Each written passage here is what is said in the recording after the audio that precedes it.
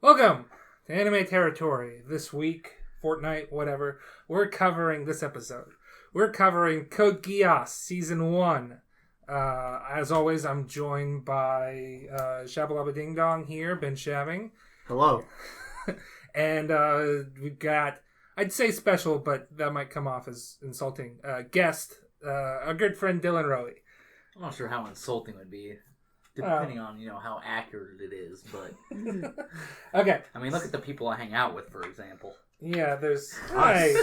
Hey, the best man at your wedding, your best friend, our other esteemed guest, Ben Feldick, is not here this week, obviously, but was there for Ping Pong the Animation. That kid's really smart, alright? Sadly, you're all really smart. I'm just really dumb. I don't get it. Yeah, I don't... How... So, we should, I guess, transition. How... Because you're not famous. So Sadly. it's not like not like people know you. So how... You want to explain how you know us? Because you probably know how you met us better than I know how I met you. I mean, we just met in high school. I saw you guys playing Magic the Gathering one day in Mr. Church's class, and I was like, man, that looks really fun. I should go over there and talk to them, see if they'll let me join them. Were you a freshman or a sophomore? Because you're 2 years, you're in the same grade as our other guest, Ben Feldick. Correct. So you're 2 years younger than us. Correct. So I think it was my freshman year, because I'm pretty sure I remember you guys graduating while we hung out, so yeah. I'm pretty sure it was my freshman year when we started hanging out. Okay. I don't know, that was like 9 years ago, so I never, if we hung out, outside of school, I never gave you a ride or anything. So it's not like we really hung out closely until you turned 16. Yeah, not until I turned 16 and you started inviting me over. And yeah. Well, and just the junior year, I was hanging out with a different crowd of people most. I mean, I was still friends with everyone I was friends with senior year, but I was friends with a lot of people in the class above us, and I would hang out with them. And then when they're like, okay, they're at college, or, the people some of those people didn't go to college, but the people I hung out with we were the B team. Yeah, you're my best friend. I don't want to get you wrong, but, you would never, be like, all right, I'm going to go hang out with these people, and you would not join. Even though I never invited. Because I didn't hang out with them. I don't think... They didn't invite me. They invited you. I don't think I was invited either. I was just talking to our friend Hank, and he's like, yeah, no, everyone's hanging out at Nick Grunlow's house. So I just go to Nick Grunlow's house. To the point where I made plans to hang out with people. It's like, oh, we're gonna make homemade ice cream. I borrowed somebody's homemade ice cream machine. We'll just do it at Nick Grunlow's house, since that's where everybody hangs out at. And then I went there, and that was the one weekend he wasn't there. And just walked into his basement, and his siblings were there, and I'm like, Nick here? Nah, he's at his grandpa's. All right, I guess we'll do this at my house. No, but yeah, so you've just been our friend for a really long time. Not to brag, but I was in your wedding and Shabs was not, so Nope. This is factual. Yeah, I don't know, it was just we were nerds and you liked nerdy things. I wouldn't really call you a nerd though, so I wouldn't not either. I mean, I did almost have a career in professional gaming, but I gave that up because, child was more important. Yeah. Yeah, no, I guess. Sadly, I had to set priorities. Okay. But yeah, so let's kind of, speaking of, I would call you a nerd, but you're way less of a nerd than us. I would say. I'm just a closet nerd with a lot of priorities. Yeah. That's about it. Yeah, you got a wife and 3 kids, and I have a roommate.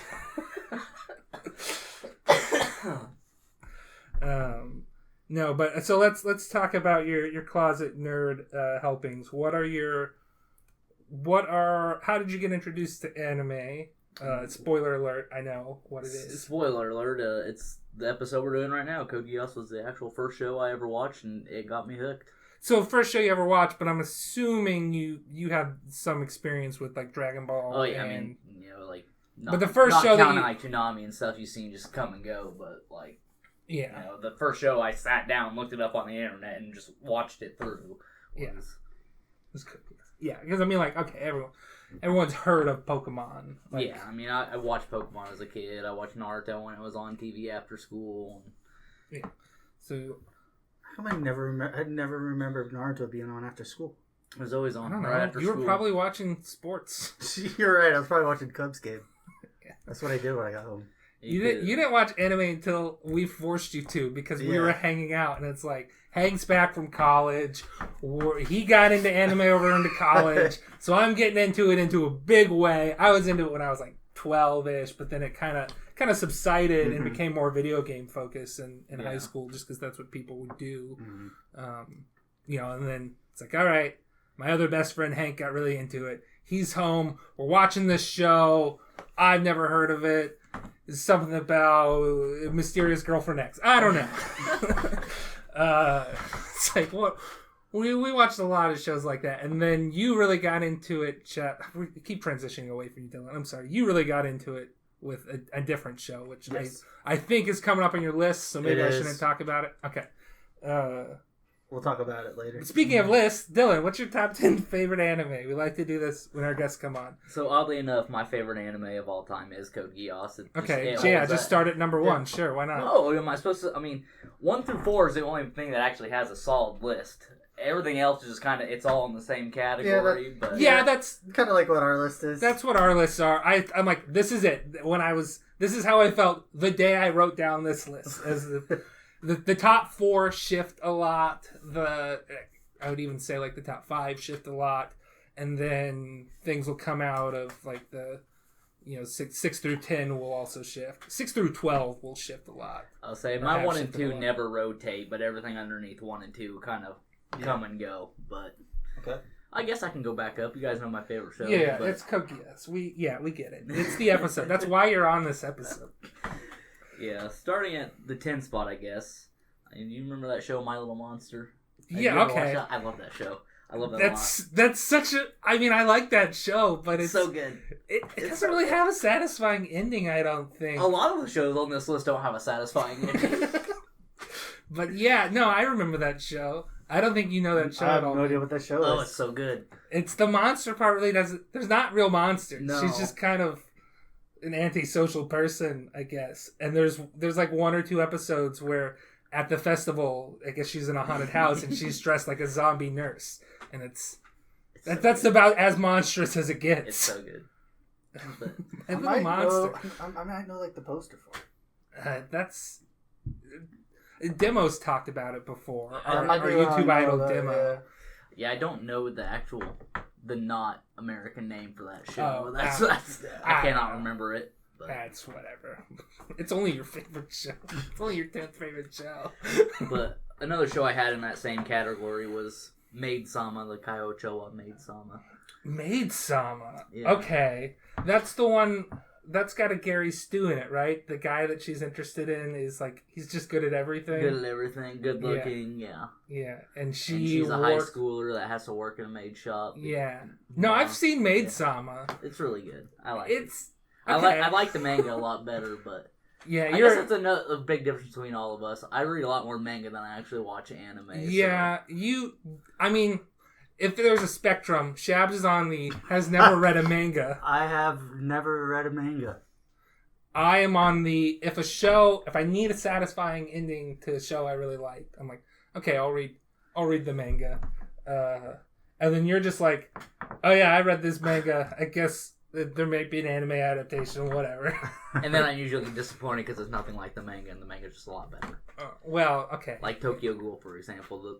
The show was horrible, but the manga was lights out. Okay. Yeah. Now, that's a show you wanted us to watch for this. Oddly enough, it's not in my top 10, though. Okay.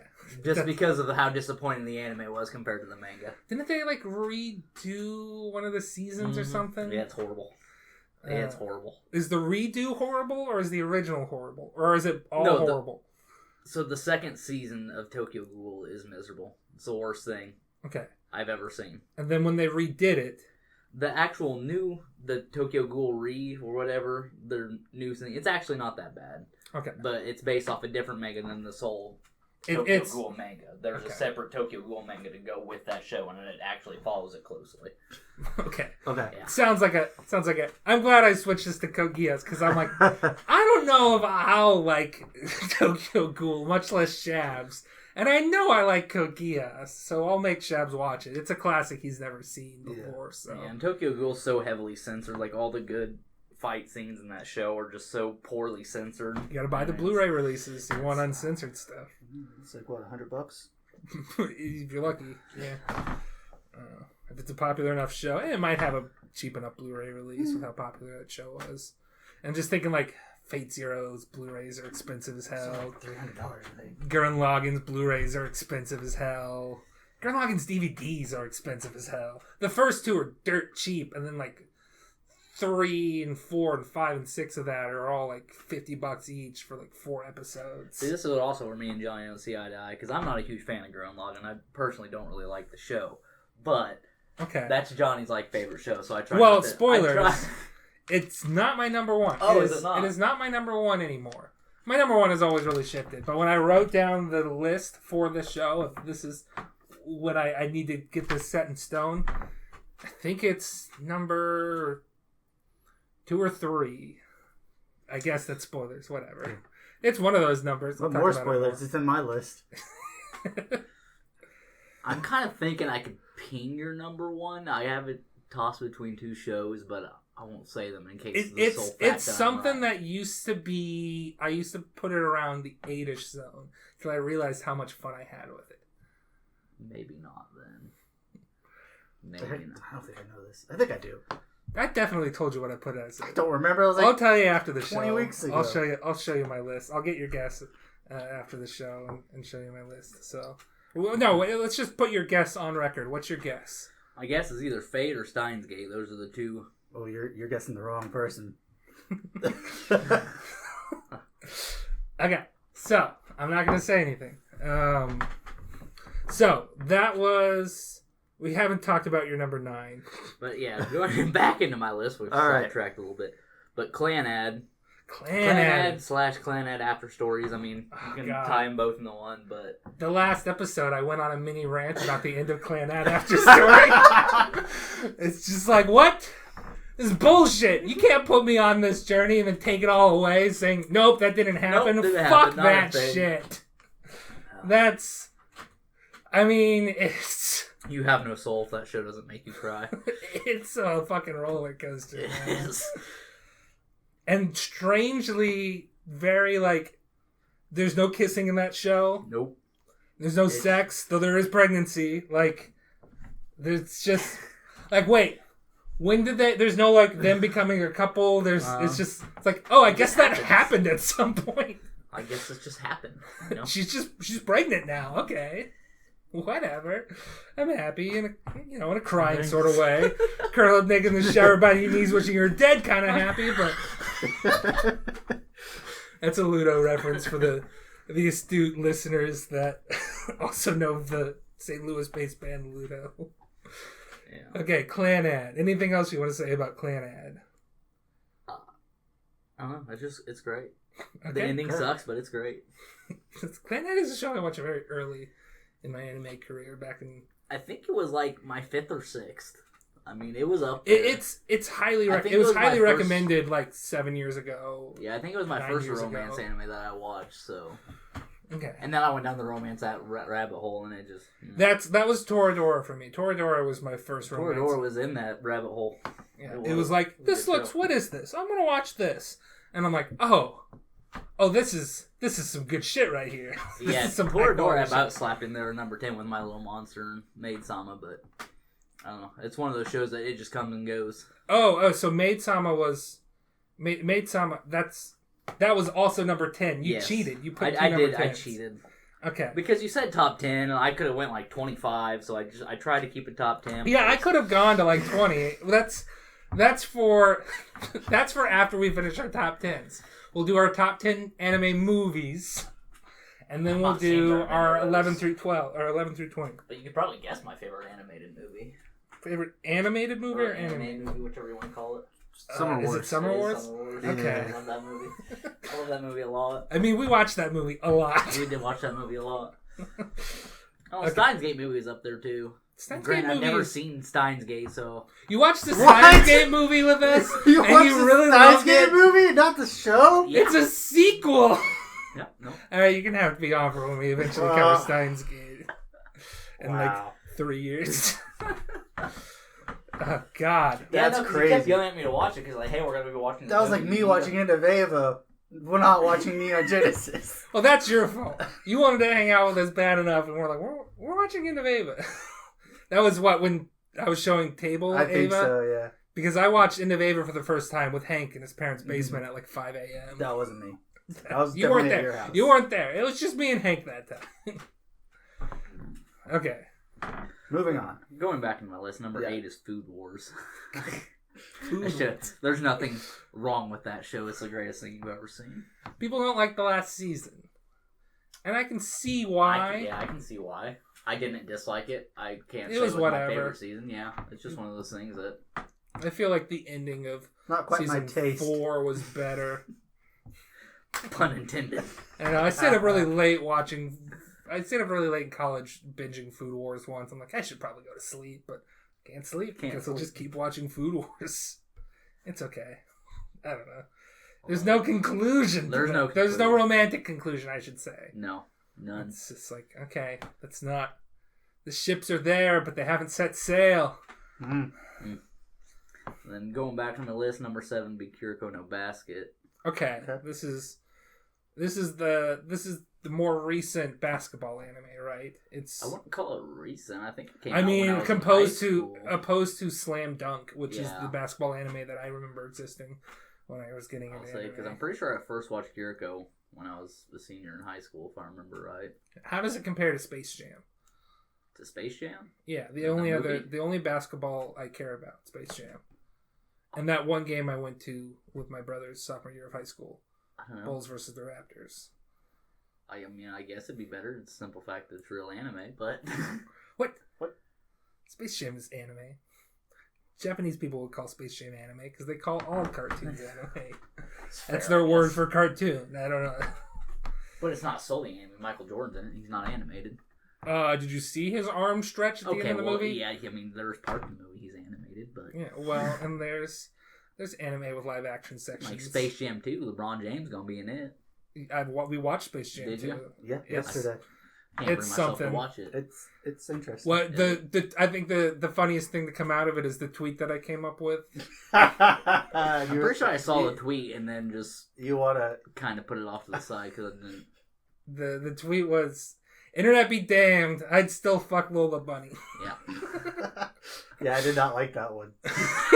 No, so I was hesitant to put it on because I'm like, man, my aunt and uncle follow me on Twitter, and like, I mean, they're cool, but like, Yeah. that's a this is super weird. cringe Yeah. tweet to put out there. Like, I don't actually mean it, but I thought it was funny. My aunt liked it. It's like, she's got to know, right? She's got to know I don't actually mean this. She's got to think at least a little bit better of me than that, right? You could only hope. I mean, she liked it. She must That have or she gotten just the joke. agrees with you. Actually, maybe she's just a really supportive aunt. I don't know. She's a Lola Bunny stan. Anyway, Anyways, Space Jam 2. yeah. Yeah. I don't know. There's Probably never watch it. That's but fair. It's not for us. It's for your kids. That's fair. They'll probably never watch it either. I've got HBO Max. You can take my HBO Max password. Number Well, I have 6. to log into that. Oh, Number okay. 6, kind of cliche. It's just Naruto Shippuden. Okay. I like almost all the Shippuden fight scenes a lot. I never finished Shippuden. I started reading the manga on that because it was like, okay, I want to know what's going on in the manga. You know, I was all caught up. I was reading it week to week at one point. I think the last thing I saw was like, it's like the first time that like Naruto and Hinata held hands or something. And I'm like, oh yeah, this is getting good. And then like I never picked it up again. It's like, I got my ship. It was towards the end. I It would was, say it'd be really close towards the end, but they don't ever really ship it in the show. That's just in the manga. Do they ship it well, in it? again, I didn't watch the show at the Yeah. end of it. I was reading the manga a lot. And it was what is it? It wasn't like a ship so much as like I don't know. At one point they were holding. I just remember they held hands. It was a guy I met once at a scholarship interview that I bonded with over anime and became friends with on Facebook. He sent me a message saying, "Hey, this is it's happening. Our favorite ship is happening." Because we agreed on Naruto ships, but disagreed on Bleach ships. Anyway, Naruto Shippuden. Okay, we're getting an anime profile, so people know what to expect from you. Because we kind of know what to expect from you. We know your tastes after several years, but some of these are legitimately surprising me. Like as okay, top 10, I can get liking, but top 10, okay, all right. Number 5. Number 5 is Charlotte. It's okay. Not an as much watched anime. Most I've seen people I talked Charlotte. to have not seen it. I've seen Charlotte. Really Joe from Digimon has seen Charlotte. Joe from Digimon's a good man. Only he avoided me every single time I went to Edwardsville. But, you know. Well, that's just He avoided that's just because Joe. It was very hard to pin Joe down. I saw Joe once. It's because we went and knocked on his door after getting food and was wondering what he was doing. And I think he was sitting in his living room playing Gears of War or something. Okay. No, I he's don't remember what he was playing. I like Joe. It's just he's moving out to Ohio because his wife graduated pharmacy school, so they are, and she's got I think it's pharmacy school, and she's got a residency that's going to be happening in Ohio. So. My aunt just moved back from Ohio. Is your aunt Joe's wife? No. Is Joe back in town? Nope, Joe's not back in town. Well, he's never in town for us. I mean, like, except for when he's visiting. But yeah, no, I've seen Charlotte. In fact, we talked about it briefly on the show because we used to do this game where Shabs would pick an anime that I have on my anime list and try to make me remember what happens in it and give a plot synopsis in a minute. And that was, I think, the first one or maybe the second one or something. I think we talked about doing Charlotte. Oh, yeah. Okay. You should rephrasing. What? Okay, the show Charlotte. Well, yes, we thought we talked about possibly covering the show Charlotte on this podcast, and we might still. It's in that like 13 episodes. It's got an ending. It's good. I liked it. I enjoyed the ride a lot, and I was satisfied with the ending. So okay, yeah, it's got a conclusion. Mm-hmm. So my top four are four that really don't ever change. They will always be my top four, and number 4 is Erased. Okay. This is the first one that I've seen on his list. Okay, Erase. Erase is good. I wish it wasn't so obvious. I agree, but it still made me cry. Like I want it. Yeah, that's fair. A lot. It is a very good anime. Yes, with a good opening too. Mm-hmm. Is it Kung Fu Generation who did it? Not Kung Fu Generation. Is this the same guys who did like the Fighting Dreamers? I think Naruto opening.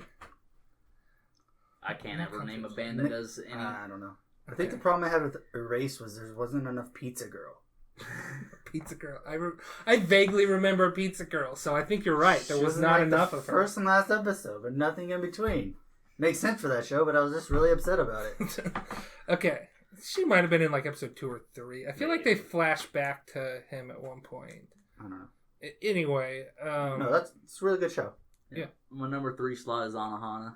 Anohana. This is something that did not make my top 10, but I don't have any like flaws with it. Yeah. It's the good kind of sad. Like I feel better after a cry sad. Like it's closure. It's closure of the anime is what that is. And we recently watched that.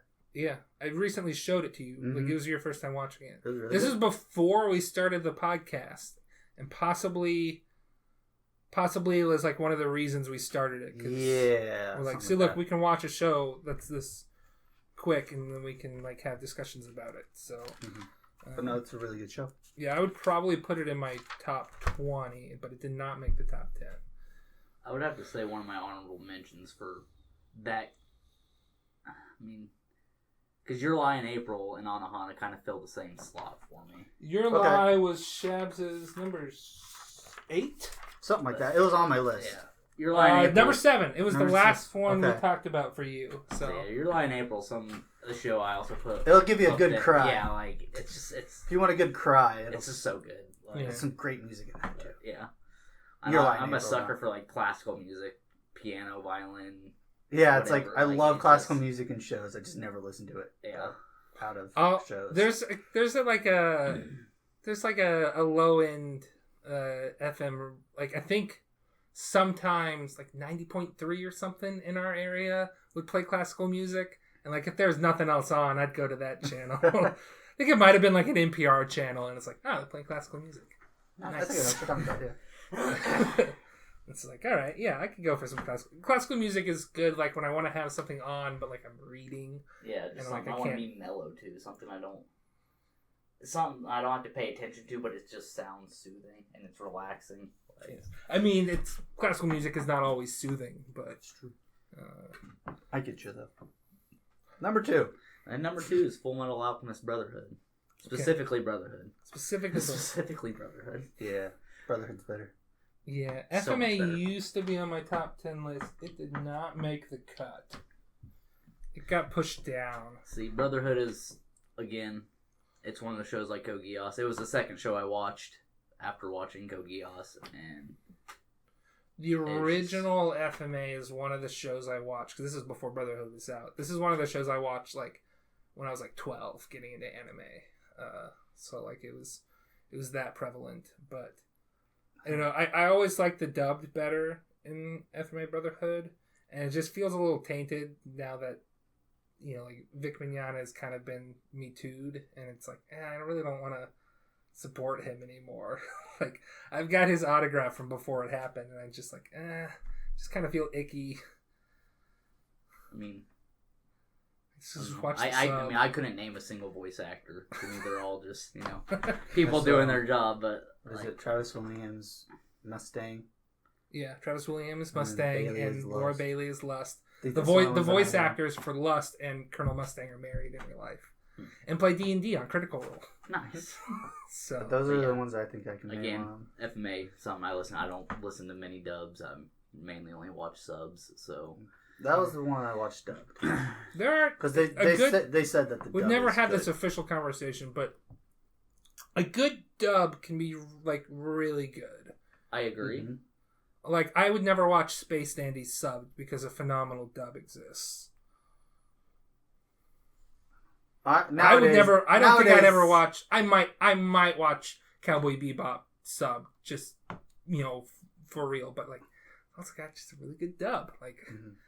and I can I put watch that shit on sub at 3 in the unless morning. there's a good dub. If there's a good dub, I'll watch the dub. If not, I'm a sub. I'll do either. It depends on if the show is really good too. Like if it's just some garbage I'm throwing on, like just put on a dub, so I can not pay attention to some So of where it. I can sit is tune out. I'll start the first episode in a dub, see how cringe the voice acting is and how Okay. authentic it sounds. There's just a lot of loss in translation between. I tried that for Your Lie in April. I turned the dub on. I got a minute in. I'm like, nah, Nope, Nope. you can't do it. no. It's horrible. I'm like, no, just stick with the sub. Yeah.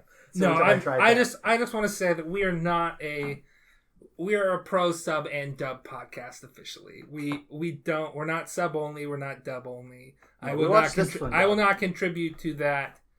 I will not contribute to that argument on either team. I'm a mediator in that classic So argument. we've done both.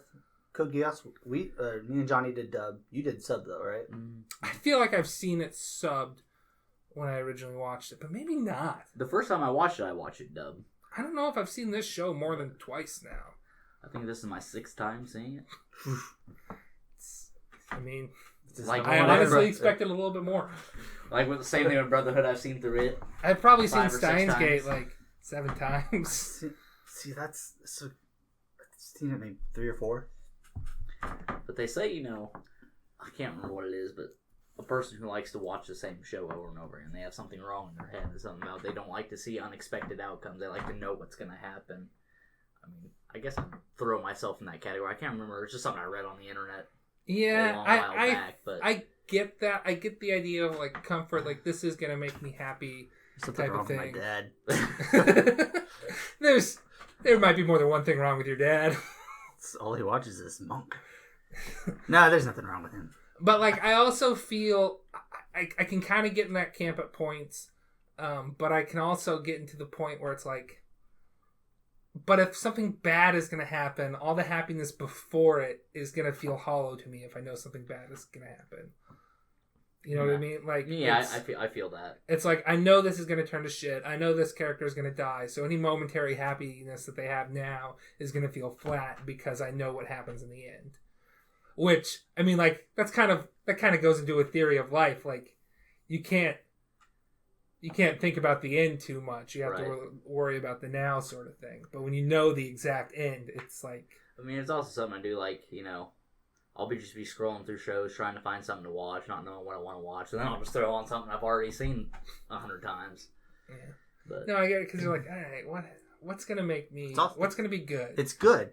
You like it because it's good. Exactly. Yeah. So like, I'm going to throw this on. I've seen it 5 times and it's garbage. But it's like Final Fantasy X to me, you know? I've 100% completed that game 4 different times. Yeah, and yet you like, still haven't still play it. And yet you still haven't finished it on my PlayStation 4 so that I can finally see it because I'm not going to play that game. It's so good. I know that it's good. It's I can't get into it for whatever reason. I can't finish a Final Fantasy game.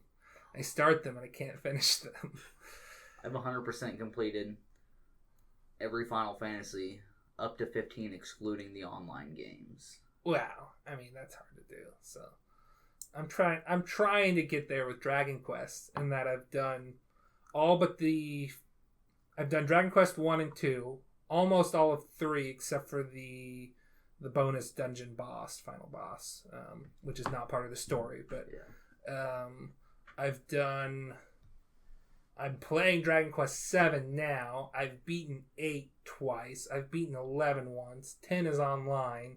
And I'm trying to get my hands on 4, 5, and 6, but they're expensive as hell to get a physical copy of, and they're not available digitally except for, you know, like stealing them. Yeah. But I don't want to emulate a DS. It's such a pain to get those settings right. I've never had a problem. Oh, and 9. I've tried emulating 9 once on a DS emulator, and it was so slow I couldn't do it. And it's just. I just need those games to come out on Switch so I can buy them and play them like they did with 1, 2, and 3. But that's my RPG series. That and Chrono Trigger, which has team members from Dragon Quest and Final Fantasy working on it. Like the director of both of those worked on it, and Akira Toriyama. art for Dragon Quest and Dragon Ball Z also worked on it. The Big 3. But I did not finish the other game that the Big 3 did, which is Blue Dragon. I got to like disc 2 of that and never got further. I've never played that game. It's fine. I just, like I said, I got to disc 2 of it and I never finished. So it's hard to finish JRPGs if you're not pouring time into them. So I don't get into them. Okay. Too much time. And that was your second. FMA Brotherhood was number 2, and we've already talked about your number 1, Code Geass. Speaking of which, Code Geass. We wasted half an hour on this. This is what it's like to talk to Dylan. We'll just go on side tangents forever. I'm not a very focused person. Okay, so general impressions of this show. I think we know your general impressions of it at this point. I'll say for me, it's very hard to be unbiased about this show to give somebody who's never really been into anime and give them a fair view of the show to where, you know, it should be critiqued. Because to me, you know, I'll be like, it's the best thing I'll ever watch. Go watch it. But I would say I'm gonna go a little bit less hard than you. I've got the beginning's a little rough at points. I think it gets really good, but it takes a little bit to get there. I think maybe this is just the dub performances fell a little flat at points, but gets the very beginning is interesting, like the first like 1 or 2 episodes, and then, you know, like 3 through 7 is kind of like, okay, they're chasing a cat, they're doing whatever, and it's kind of it's like, okay, this is you know, going to be a little bit of a slog through at points. But I'm also firmly of the mind that what makes a show good is not that every single moment is excellent, but that there are excellent moments that shine through and make it worth watching to get to that point. And Code Geass definitely has those moments. And I would arguably say one of the best episodes in that show is a filler episode. Talking about the pizza episode? I am talking about the pizza episode. Am I misremembering? Is there a second giant pizza episode in season 2? I feel like there was 2 giant pizza episodes. I could just be blurring season 1 and 2 together, but for some odd reason I am thinking that there's another giant pizza episode in season 2. I really feel like there's another giant pizza episode in season 2. I think in my notes I just wrote pizza episode. But stuff happens at the end of that episode. I wrote down that stuff, but it's there's important stuff that happens in that episode. But most of that episode, just kind of a running gag. But yeah, it's fantastic. It's like the one time Lelouch is an actual student. Yeah. You're like, oh, he is an actual person. It's like student. I don't know if I like this. But yeah, it's got some really, really great moments that shine through, and I think that's what makes a show great. Whereas I also think Steins Gate, though, on the opposite end of that spectrum, is technically perfect. There are people that complain about the beginning of Steins Gate being very slow, but there's a very definite reason for that beginning to be slow. And also, I like slow beginnings too, so it works for me. See, that's what I think Code Geass did right.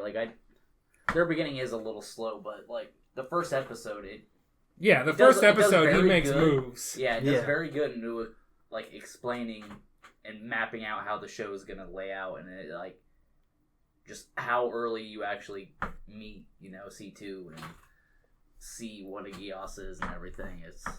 So speaking of Geass, actually, one of my few notes on this is the Geass is a real word. It's a spell in D&D that does basically the same thing that Lelouch's Geass does. It's spelled differently. Geas. No 2 S's, just 1 S. And it's from Irish folklore, and it's to magically compel somebody to do something. If they've got a Geass on them, it means they've been charmed by magic to go do something. So any of the other Geasses that show up in this show they should not use the word Geass because Lelouch's Geass is the only one that really it's the only one that really means what the word Geass means. Which we've only run into one in season 1. One other Geass. Yeah, I'll say there is another one in season 1. But... Yeah, Mao can. Spoiler alert, reminds. Yeah. What? Nani? Okay. So, that's my impression. I think it's really good. I don't know if it would make it into my top 20. But we have slightly different tastes. Yes, I agree. And it's a classic for a reason. That's what I'm going to say. That's my general impression. It's a classic for a reason. You should give it a watch. I think the dub is good in it. There's a few, there'll be, side characters, nameless characters that are rah, rah, rah, and you're fuck. But then there'll also just sometimes be that's the third side character, you Sam Riegel. I love Sam Riegel. I love that guy. It's him. But I'm a big dub voice actor. I can recognize a lot of the classics. So it's oh, I love that guy because he's in this and this and this. Yes, I can't do that. Yeah. It's it's the same thing a general movie, pointing out actors. I can name big actors, but I can't. I can name any voice actors. I'm good with regular movies, but anime, I am very not good with actors. Shabs and that's because I watch more subs usually, so I don't know them as much. Shabs and I have a game where we're watching something, and somebody will be on screen. I'm I recognize that guy, Shabs. Where do I know that person from? And then he's got to go on IMDb and try to figure out what movie I've seen with that person in it. And then it's the opposite for anime voice actors.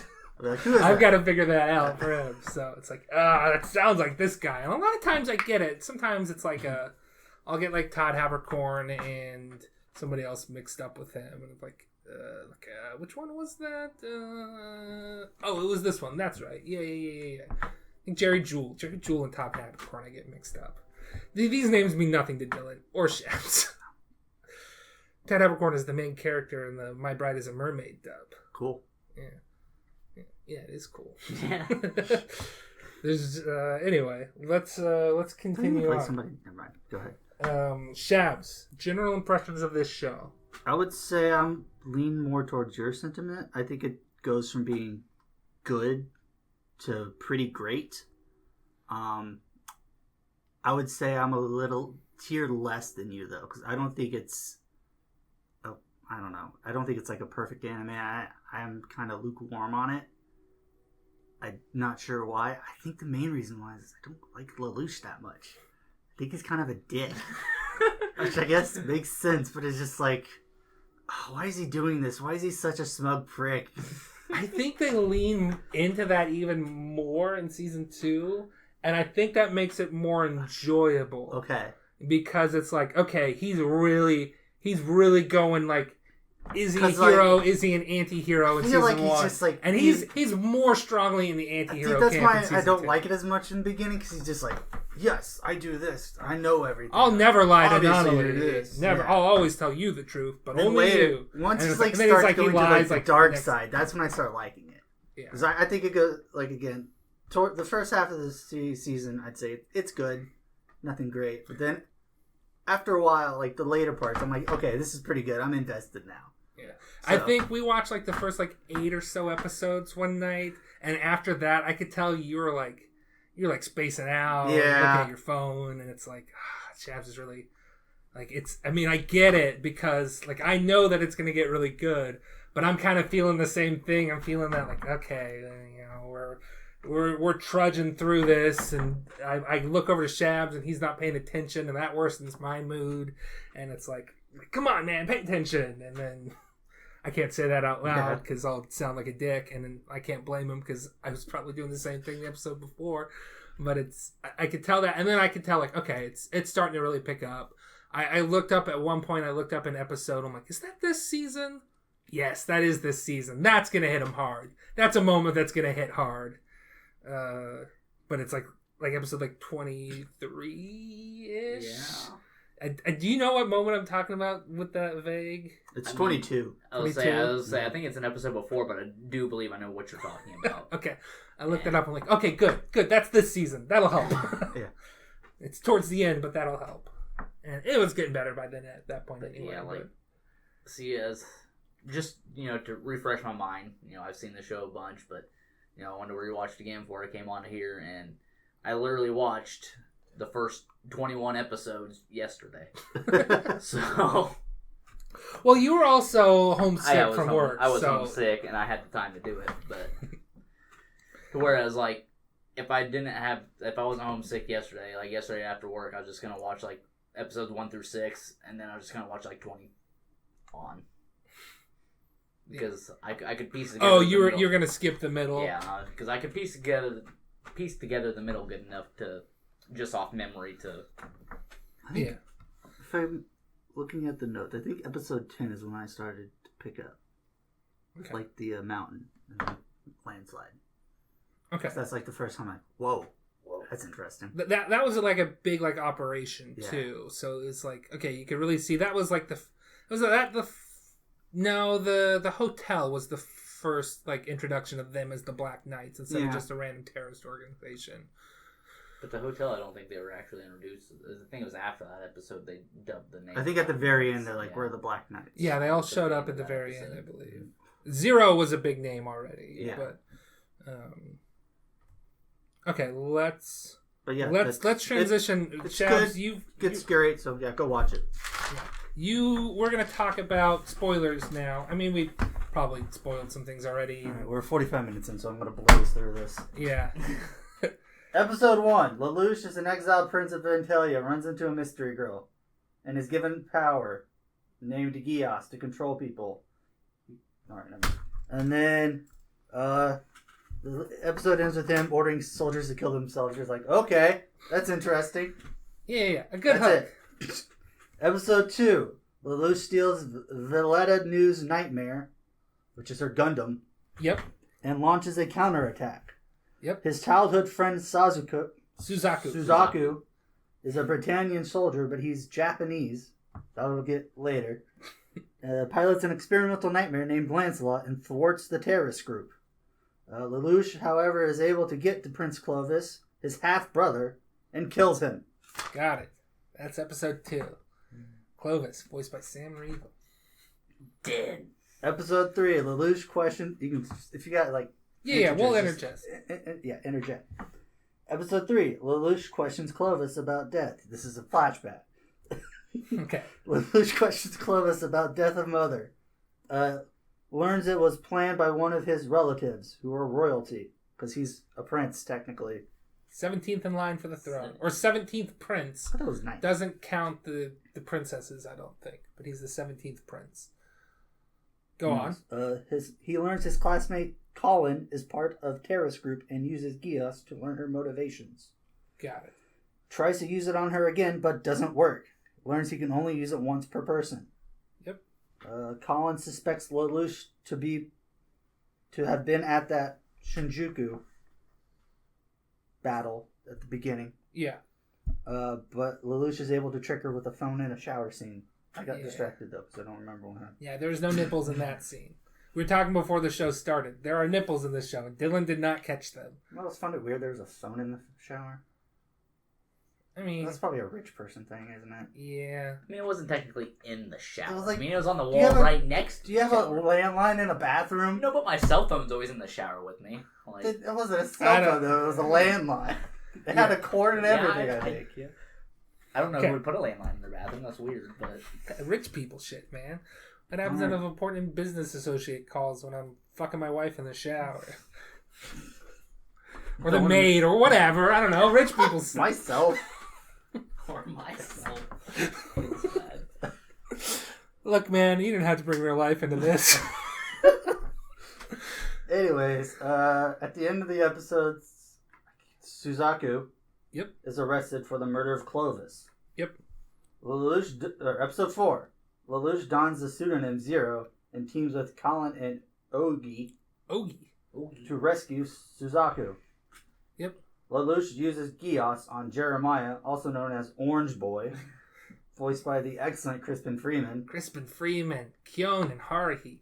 Great. First kiss. Sorry. I don't know a lot, but I know Crispin Freeman because he's great. Yeah. Sorry, hold on. I lost my spot. He escapes Suzaku. He frees him from the basic public execution. Yeah. Lelouch asks Suzaku to join the rebellion as Zero, but Suzaku refuses, believing Britannia should be changed with legal means, and goes back to the authorities. This is where I wrote the note. So he's one of those guys. Honorable. those fuckers. Fuck this guy. Episode 5. Green-haired girl shows back up. Her name is C2, but they spell it in like all the things as CC. Yeah. Which is weird. Why not just call No, we got questions later. We'll grill Dylan on some things later. Okay. That's one of my questions. Suzaku is acquitted of the murder and meets Euphemia, the Princess of Britannia. One of the princesses. Yeah. They go to Shinjuku. Stop a murder attempt on Jeremiah Orange Boy. And then Cornelia arrives intent on capturing Zero. That was episode 5. Episode 6. Suzaku transfers to Lelouch's class, and then cat shenanigans. End of episode. Yep. Go on. That's where I wrote the note. Is the cat Zero? Well, is he? No. Okay. Episode 7. Lelouch and Cornelia fight in the ghettos. Attempts to give orders to rebels, but they disobey and are defeated. Cornelia almost catches Zero, but C2 causes distraction and Lelouch gets away. He vows to build an own army because the rebels were useless. Episode 8. The Japan Liberation Force takes hotel hostage. Zero mounts rescue operation, saves hostages, and takes credit for the rescue. This is where he creates the Black Knights, who are allies of justice. In the public eyes, at least. In the public eyes. Episode 9. Black Knights are taking down drug cartels. We get Colin's backstory. Her father is Britannian, her mother is Japanese, and also her maid, so it's a little weird. Mother is addicted to Refrain, which is a drug that's like member berries. From South Park. I don't know. South Park. I don't know if you know that. Did you watch that season of South Park? You don't know how many... I cannot piece together a single season of South Park. I can piece together episodes I have seen of South Park. Yeah. So that's about it. South Park is mostly episodic. A drug that basically lets them relive their like best memories. There's like, remember Transformers? Man. remember Ninja Turtle? Like it was just like it was like a berry that just made you nostalgic about things from like the 80s and 90s, and it was like a drug or something. Yeah, in this show they named it Refrain, which I think is a great name for a drug. Yeah. You forgot to talk about the hot dog guy though. He was there too. Okay. Oh yeah, the hot dog guy was there. Yep. Yeah, hot dog guy was there. He gets beat up and then not beat up and then that's it. Then he's yeah, Refrain. He's on Refrain too. I forgot about that. Yeah, you're right. Yeah, hot dog guy. You know that classic character, hot dog guy. That character we both forgot about, but you remembered. Of course, I remembered. He's great. Okay. Yeah, so Mother's on Refrain and then basically forgives her for whatever. I feel like this episode might have been more of a turning point because this was a more interesting episode than the ones leading up to it. I think. I didn't care. Okay. Fair. Episode 10. Cornelia attacks the Japan Liberation Front base at Narita. The Black Knights intervene and unleash the new nightmare named Gurren Mach 2. Yep. They just got to give it an upgrade. It's got like this weird Arm melty claw arm thing. thing. Yeah. It's pretty cool. How do you say her name? The doctor or scientist? Radagast? Not Radagast. No. Rakshata. Rakshata, yeah. I got Rakshata written We down. got for Rakshata in something. this? Is that what she was? I don't know if she's I thought she was later. introduced. She might be named in this. Okay. I think because she's the one that made. Yeah. No, she's introduced as because they're not using nightmares for the most part, other than ones that they've stolen. They're using like the Japanese knockoff brand of nightmares, which when she's revealed later, she's like, I'm their mother. So Gotcha. But then the Black Knights intervene and unleash the new nightmare. They cause a landslide and takes out most of the Britannian force. Yep. Episode 11. Colin and Zero corner Cornelia, but Suzaku intervenes and rescues Cornelia. I don't think I've mentioned this yet, but Suzaku mans the Lancelot, which is you mentioned it in the hotel. He got like promoted to warrant officer, and he pilots like the high tech. It's an experimental prototype nightmare. Yeah. Called Lancelot. Yeah. Which is just really busted and Pretty cool. unfair. Yeah, it's pretty cool. I'm more a fan of the Gawain, but that's Okay. me. He's always my favorite knight. So Suzaku intervenes and rescues Cornelia. He takes out Zero's nightmare. But then, before he can get to Zero, C2 intervenes and traumatizes him with like flashbacks and stuff. Yeah, she uses some like weird powers that have not been fully explained. I don't remember if this is where I said Lancelot goes berserk. Okay, Fate Zero reference. Okay, yep. And then the Black Knights retreat. Episode 12. The Black Knights meet with Kirihara, who I wrote down as Matu. Mato, yeah, he Another does look Fate. like Mato from Fate. Old bug man. Old bug guy looking dude. Just old I don't man. remember, is it revealed in that episode what Suzaku did to his father? I don't think so. No, it is. Because I wrote it down not. in here somewhere. It is not revealed, but there might be a flashback that hints at it. Yes. There's definitely But a it is not something that either of us picked up on because I'll be honest, I forgot that he killed his own father. Like, I did not remember that going. I was like, oh, he killed his own father. Interesting. Spoilers. We're in the spoiler section. All right. But anyways, Kirihara is like the powerhouse of the Japanese underground. He like finances all these rebel groups and everything. So they're trying to get money from him. Lelouch shows his tactical prowess and gains his support. He also knows him from his younger days. So he knows, even though he's a Britannian, that, oh yeah, this guy fucking hates the Britannian Empire. I don't know if this is a direct quote, but he's like, this is the man who will take down Britannia. I'm like, okay, that's pretty something cool. like this. This is truly an enemy of yeah, Britannia. Yeah, it's something like that.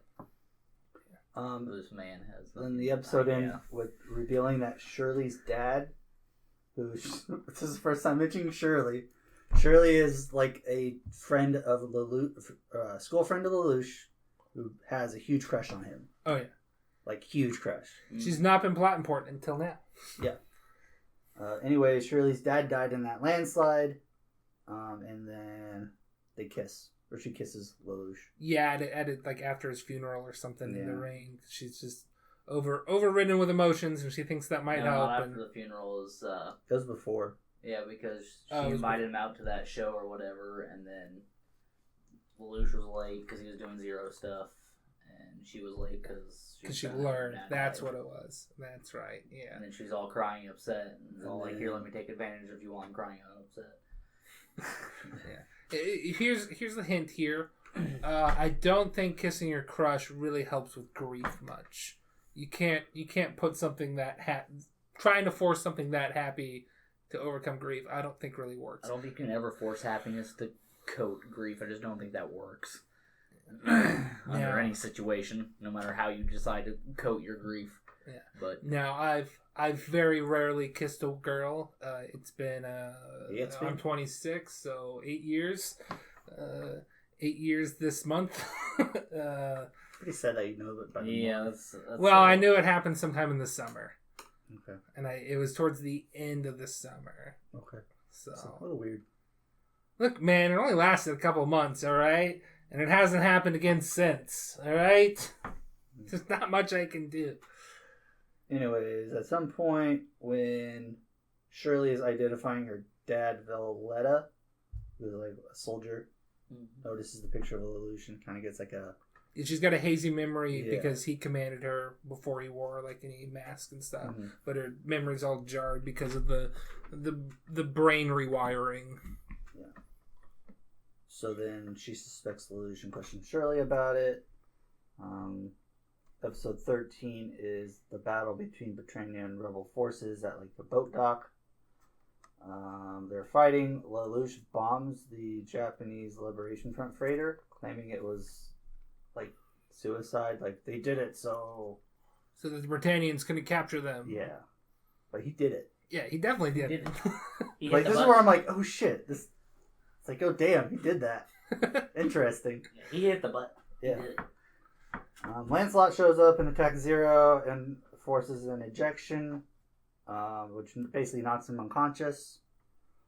Shirley's there because she's suspicious of Lelouch now. Yeah, she like followed him and then lost him at some point in the docks, and then finds the capsule. Yeah. Shirley prepares to kill Zero, but then his mask falls off, revealing Lelouch. What? I didn't know. Go on. Yeah, that's the end of the episode. Episode 14, Lelouch thinks Shirley knows he's Zero. He's not wrong. And follows her to Narita, where I think she's visiting her dad's grave. Yeah. We should mention Valletta is nearby when this happens. And I don't think it's explicitly stated, but... Oh, okay. Go on. They then run into Mao, who has the Geass power to read minds. Ogi finds wounded Valletta. There we go. So, yeah. She, at some point, gets... Shirley shot her instead of Zero. And then she did not die, but she has memory loss. It was like a PTSD memory loss, not like a Geass related memory loss. Yeah, it wasn't Geass related. It had trauma. I think they said selective amnesia. Yeah. That's how the synopsis worded it. But yeah, we run into Mao, who has the power to read minds. It's a Geass power. And then Mao manipulates Shirley and she shoots Lelouch barely. C2 intervenes and has Mao, gets Mao out of this situation. And then Lelouch uses his Geass on Shirley to wipe her memory. So she has no memory of Lelouch. Whatsoever. Not wipe away the fact that you know I'm Zero, just you don't remember me. Because that's not going to come to bite you. Yeah. The fact that all your school friends know that she has a giant crush on you. And then all of a sudden, you're in student council together. The fact that you see each other every freaking day. It'd be very, very weird that she doesn't remember you. I think I pointed that out. Like, wait, all of their friends know that she likes Lelouch, and all of a sudden she doesn't like Lelouch or doesn't know. Doesn't know him. He plays it off as like, she's mad at me. We had a fight. Just play along. Like, I can't believe that fucking worked. Yeah. Anyways, let's see. Shoots a little on my off now. I lost my spot. I should have spaced these out. Okay, episode 15. C2 talks about Mao. You want to go into that a little bit? About? Like Mao and C2's history? No. They have a history. He was a little boy when she rescued him and gave him the power, but then he could hear everybody's minds and it was overwhelming. So, but he couldn't hear C2's mind because Geass doesn't work on her. So he fell in love, and she's kind of like, you really disappointed me. I don't really know why she left him in the first place, other than she's kind of a bitch, but... Yeah. Anyways, Valletta has amnesia, and Lelouch and Mao have like a cat and mouse between each other. Lelouch gets the upper hand, fools Mao, and the cops shoot him. Yep, he uses They shoot Geass. Mao. He uses Geass on the cops, and he has a pre-recorded message that Mao thinks he's very far away, but he's actually closing in. Mm-hmm. And since he's distracted and there's all those other mines nearby, he doesn't realize that Lelouch is in the crowd till it's too late. And then Mao tries to stop the police, but they were already under Geass control, so they shot him because they were told to do something when something happens. So episode 16. Mao returns. not dead. Gets shot by police. Not dead. By like 30 police officers, but whatever. Like, hey. He's like the bullet miracle rings. of Britannian medicine, I think is what he said. Yeah. Like in the bullet rain you see, I mean, it's like an LMG just went off and it just obliterated this TV screen that's behind him, and he's just all like, yeah, I'm fine. What's I'm up? back. I get bandages now. Usually you would like have that happen and then like wait a couple episodes. Nah, You're next like, episode. Oh shit, he's back. He's like, We're back. very More next Mao. episode, You guys like, liked Mao, right? He's back again. guess who's back? Man, I don't like Mao. Anyways, he returns and kidnaps Nanali, who is Lelouch's sister. The first time she's plot heavy, I guess. But the entire plot is Lelouch just trying to make a better world for her. Yeah. I was gonna say, I guess she's technically plot heavy way before this thing is like. Technically, but she's not mentioned before this episode. She's motivation heavy, Yes. but as far as like the facts are concerned, she doesn't do anything. Yeah. She's there. So Lelouch is basically doing all this to, like, one, for revenge for the death of his mother, and two, he wants a good world for Nanali to live in, I guess. He wants to figure out what happened to his mom. He wants to make a better world for Nanali. And he's filled with anger. Yeah.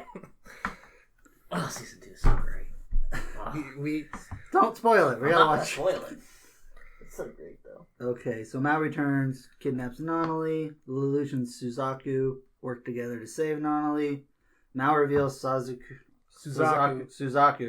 killed his own father. Lelouch silences Mao, literally, so he can't talk anymore. And then C2 immediately kills him.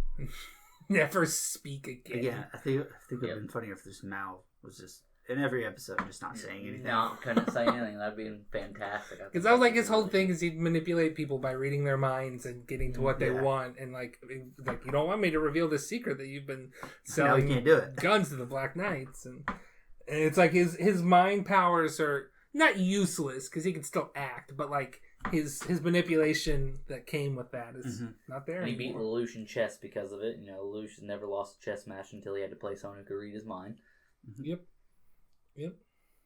Even then, I feel like Lelouch is just like, I lost that on purpose because I wanted him to read my mind. So Yeah, to keep him Lelouch distracted. used Geass on himself using a mirror because I guess that Oh works. yeah. So that he would forget what the actual plan was, so that he would keep Mao distracted until it happened. So He could have just Scott Pilgrim bit and think of something else. no, he can. Mao's brain is his mind reading is much better it's than more. It's a lot. he can dig down into the subconscious and stuff. So You can get deep inside Okay, that. but brain. Which Memories. episode are we on right now? That was 16. This one where Mao dies, right? yeah, Yes. Okay, because like on this episode, this is where Lelouch tries to think of 7 moves at the same time, but it just doesn't work. And C2 kills him. That's how it ends. Yep. I forgot the last. Oh, let's talk words. about the gun sounds real quick in this show. I how don't think they I just- noticed. Like every time a gun is fired, it just goes. I don't Is that think what that it was a regular gun though. I think it was like a air gun. I But think, or something. every gun that's ever fired, it sounds like I didn't notice almost like a that. BB gun.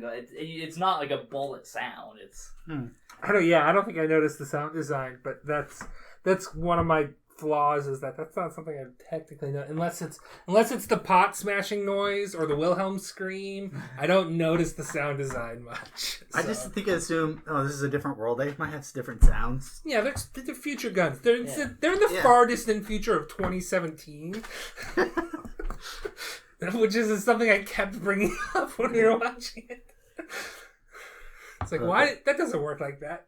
Ben, this is that shows up later. It's like, oh crap, that plane has guns on it. I'm like, what the hell are you talking about? You guys have mechs and Gundams. You don't know planes with guns? Oh yeah, or it's like they have a flying airship. Like, what do you mean they have a flying airship? You have Gundams. How do you not have airplanes yet? Need more Gundams. To be fair, airplanes don't hover. That's true. It was hovering. Yeah, so they invented helicopters. Yeah. It's like, you don't have helicopters in 2017? Anyway, we're getting distracted. Sorry. Okay, so episode 17. Lelouch helps break out Toto. Who is like a big general in one of the other liberation fronts. Japanese. It might be the Japanese.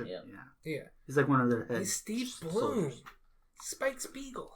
He convinces him He's Toonami Tom. Convinces Toto to join the Black Knights. Lancelot shows up. He gets beat up, and his cockpit breaks and reveals it's Suzaku. I don't know why I can't say that name. Suzaku. Yeah. Lelouch is shocked to learn this and orders a retreat. I would like to note at this point that Toto knows Suzaku because Suzaku's dad was the prime minister of Japan before they were taken over. Yes. And like he was a general in like the Japanese army. Yeah. So like he knew Suzaku. He might have even like trained him or something as a kid. He trained him. It does show a cutscene of them in a dojo together. So like he knows him and they have like a moral argument like hey, this is why I'm doing this, and Suzaku, you could join us type of thing, and he's like, no, I want to pursue this from the inside, and I like that Toto is like, then do that, just yes, if that's what you want to do, pursue that. This is, I'm not going to try to convince you to join the rebellion because I know you're a good person and you're going to try to change things for the better. Like I liked that aspect of Toto. He's more of a hero. Isn't this the episode I'm pretty sure this is the episode you find out that Suzaku killed his dad. I'm almost certain it is. No, Mao reveals that. Mao reveals it. Oh, does he? Mm-hmm. Yeah. I just said it. Yeah, this is the episode after. Oh, okay. I just want to bring that up, that Toto was like supportive of his goal to change it from the inside. So it's like, Toto is a hero. Lelouch is not. Good band too. Anyway, you only know the two songs. Episode ends with Euphemia making Suzaku a knight. Yes, her knight. Her knight. Her knight, sorry. Yeah, her knight. Yeah, I get it. Yeah. Episode 18 is the island episode. I don't know this episode that much. I don't know why the Black Knights went to that island. So the Britannians, there's like some ancient ruins they're investigating. They were like, they were investigating. I don't know why the Black Knights were there though. Because C2 told them Lelouch is definitely still alive. No one believed him. No, that's the next island episode. That's when they're stranded on a different island. Why did they go to the original island that they were at? Was it just because they were gathering? Were they trying to steal like a suit or something? Maybe. Were they there for the Gawain suit? Maybe. No, because the Gawain. Or was it like an ambush? Because this is when they get the Gawain. Gawain suit is close to this. Gawain suit's the next episode. Yeah. But this episode is all like, at the end they capture Lancelot in that little containment field, and then Lancelot was gonna like suicide himself at Zero. Yeah, then Lelouch commands him with Geass to live. But you don't know that until the next episode. Yeah, you don't know that until the next episode. But yeah, like Avalon shows up, and then they were gonna basically blow them both up. Yeah, and then something happens, and they get teleported to an island. Were they gonna steal Lancelot? Is that why they were there?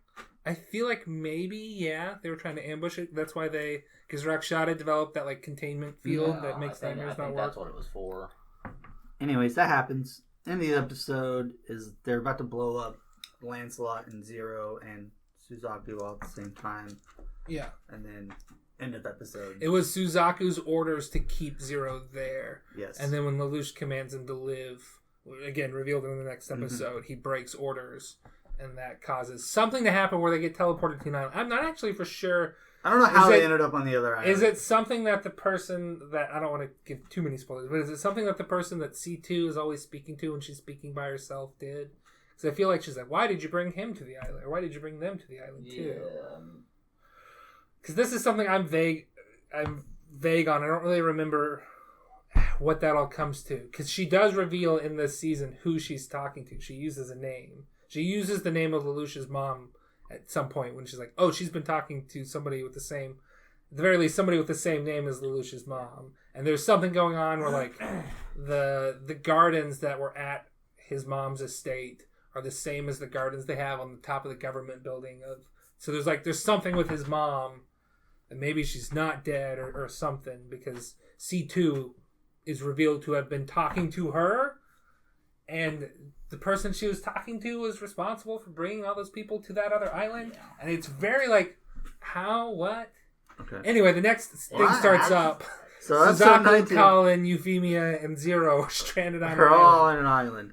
Suzaku and Colin are together, and Euphemia and Lelouch are together. Yep, and we see boobs here, I believe. Yes, we see Colin's boobs. She's like bathing when Suzaku finds her. I think we missed the other boobs. Yeah, we missed mentioning Villette's boobs. It wasn't in the plot, so when she wakes up with the amnesia, yes. she doesn't have any clothes on. Like, I was able to take her clothes off in the dark, and putting them on with my eyes closed, I couldn't do it. Yeah, you get a flash. So I turned that.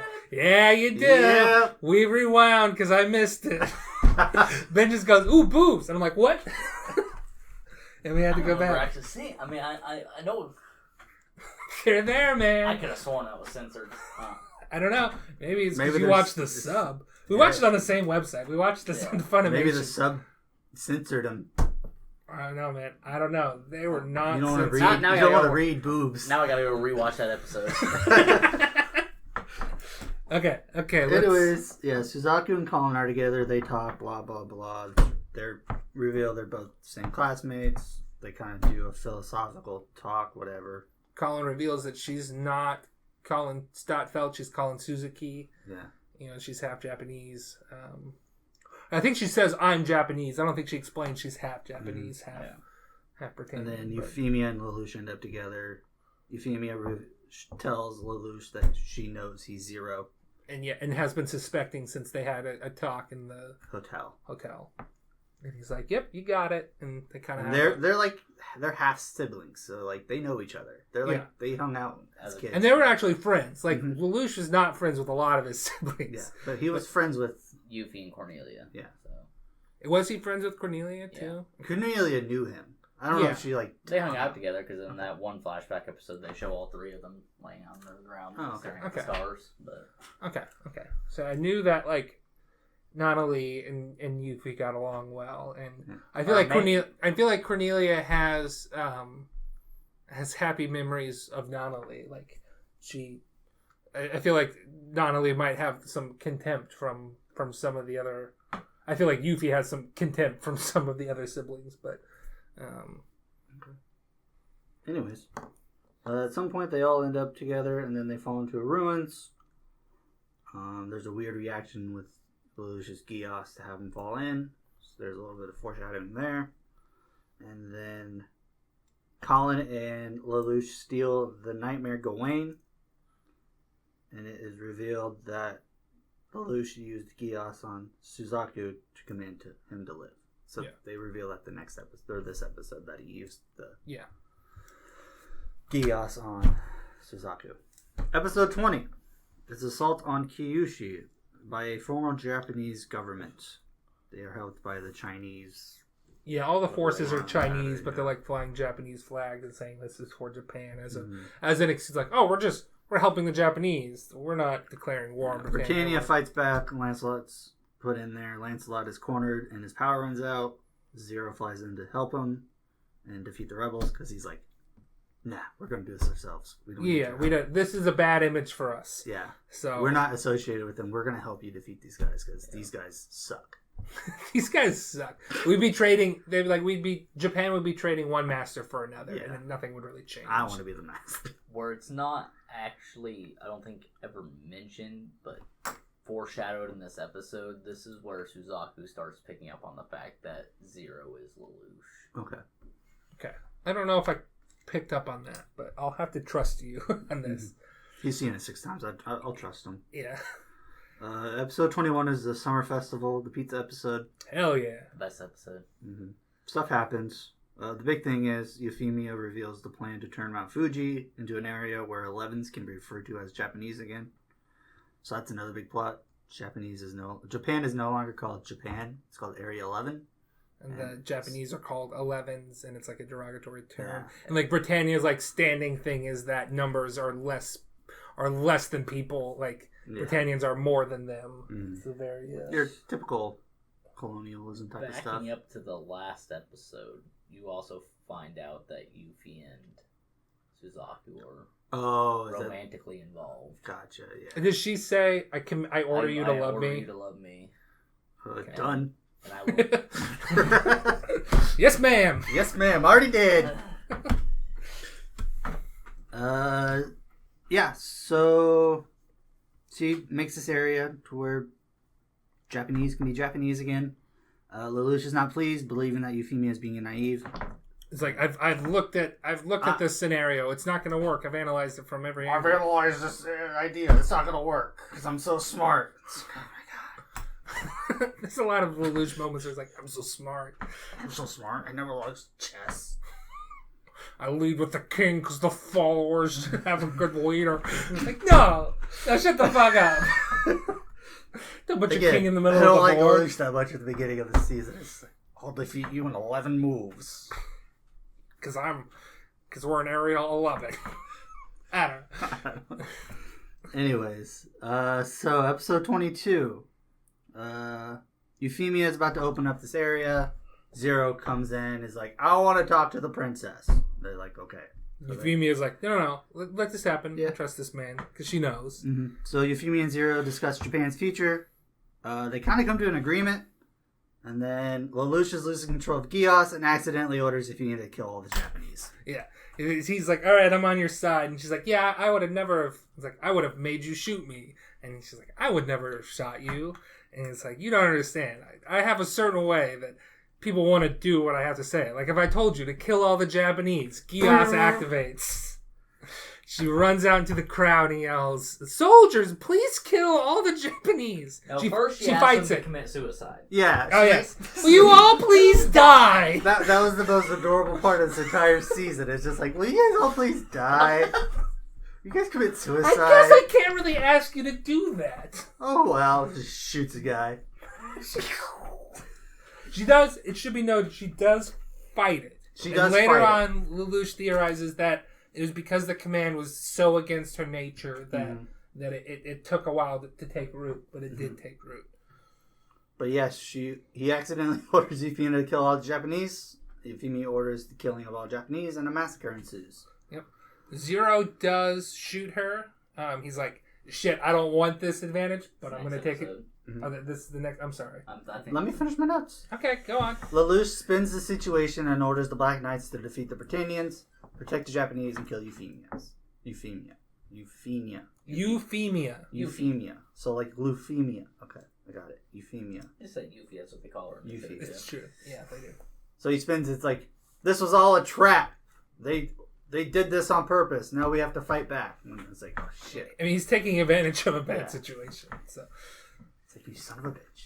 You're so like, right. I didn't want to be here, but we're here now. Might as well use it to my advantage. So yeah, Lelouch shoots Yuffie, and mortally wounds her. Suzaku witnesses it and tries to save her, but it's too late. One shot from Zero is enough to mortally wound a Britannian princess. But Mao, a virtual Chinese nobody, can get gunned down by the police, and Britannian medicine can have him up and planting bombs and kidnapping girls the next episode. Well, to be fair, she's princess, so she's got a lot of bad blood in her. Oh, yeah. A lot of inbreeding. A lot of inbreeding in this princess. She probably has like one kidney, half a heart, an extra pinky toe or something. I'd say sure, except for the fact that crooked teeth. I don't think the Emperor, her dad, he had several consorts, so I don't necessarily think you get the impression he gets around. That's more than an impression. It's explicitly stated. He's had several consorts. Yeah. Yeah, so she dies. She has this moment with Suzaku, or like Geass tries to do it oh one yeah, more you're time. Japanese, but like again, she's like able to Fight it die off. before that happens. Die before it fully takes control. But And she's like, no, I shouldn't be thinking this. I love So then this weird looking dude tells Suzaku why Yuffie made that order. Why? Oh, yeah. B2 Me is too. not a dude, is it? I'm almost certain B2's a girl. the voice actor was a male voice actor, I believe. I don't think he knows this. Dude is gender neutral. Everyone's a dude. Yeah, Oh. you've seen Good Burger, right? Yeah. He Well, seems He's the a song, dude. He's a dude. She's a she's a dude. We're all dudes. Yeah. Dude is a gender neutral term. Anyways, weird dude tells Suzaku why Euphemia made that order. And then Zero plans to overthrow Britannia and create the United States of Japan. Already taken. Come up with a different name. Also, I made a joke. USJ. USJ. Okay, so episode 24. The Black Knights are pushing back on Britannia. They take over that school that they go to, makes it their headquarters. Zero is able to trap Lancelot in that thing again. Oh, I want to interject. At this point, Shirley has figured out. She found a note that she had crumpled up and left at one point, or a diary entry or something, where she's like, "Wait, Lelouch is Zero," and she doesn't really have her memory back, But she knows. but she knows that he's Zero, Mm-hmm. and like has like an inkling of her feelings towards him again. But she's like, she knows that Lelouch would not want them hurt, because like there's scenes where like somebody is gonna like hurt them. It's like, no, talk to Zero. I guarantee you, he does not want any of us harmed. Mm-hmm. So she's kind of like, and she's like soothing the student council, like, no, if we comply, they will not hurt us. Yes. Trust me. Yeah. Speaking of student council, do you want to bring up Mina? She's not mentioned at all in the plot. She's man, Yeah, I don't like Nina. She's so forgettable, too. She's racist. Oh, she's not and really forgettable. likes Euphemia. There are some things that it's like, all right. Okay. She's got a crush on Princess Euphemia because of the hotel incident, and she hates. She starts out as being very scared of 11s and the Japanese, and then it turns into a hatred for them. Okay. I don't like her. I didn't know if you wanted to bring up that scene. That's we'll bring it up. Okay. I got it. Okay. I'll talk about that later. Okay. So, yeah, Zero traps Lancelot. Valletta regains her memories and shoots Ogi. Ogie. Like a wee bear. Yeah. Zero is able to incapacitate Cornelia using her own like friend soldier. It's like, oh shit, that was dark. Her own knight. Yeah, because he like impales her from behind. was his name Derek or something? Dermian. It's Darlton.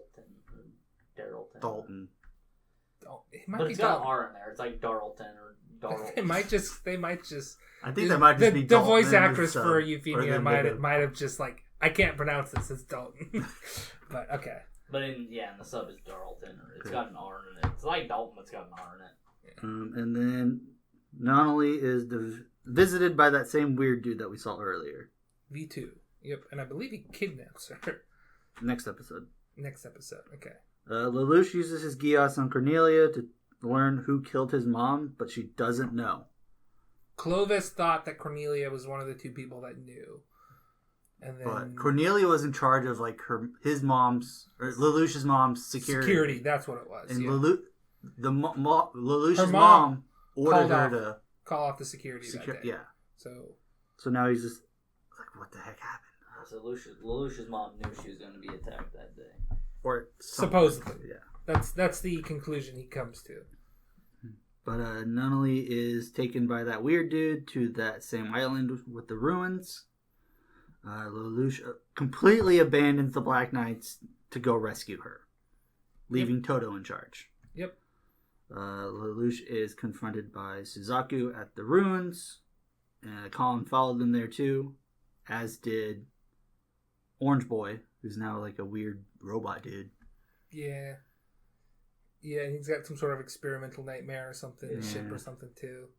He's obsessed with Zero though. Yeah. But also, we get that the Black Knights are kind of useless without Zero. They're losing. Well, now. like they're their wondering commanders, why did.